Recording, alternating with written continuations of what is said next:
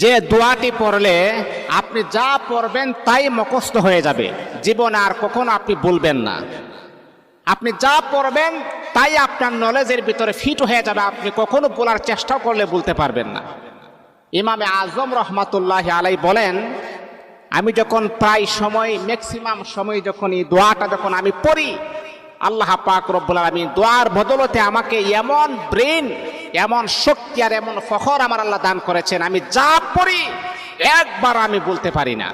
দোয়াটি হচ্ছে আল্লাহুম্মা ইন্না নাস্তাঈনুকা আলা তাআতিক। এই দোয়াটা পড়বেন।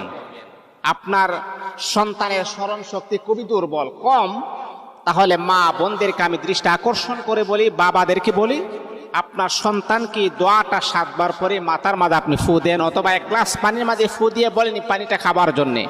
দেখবেন আল্লাহ পাক রব্বুল আলামিন আপনার সন্তানের মেধা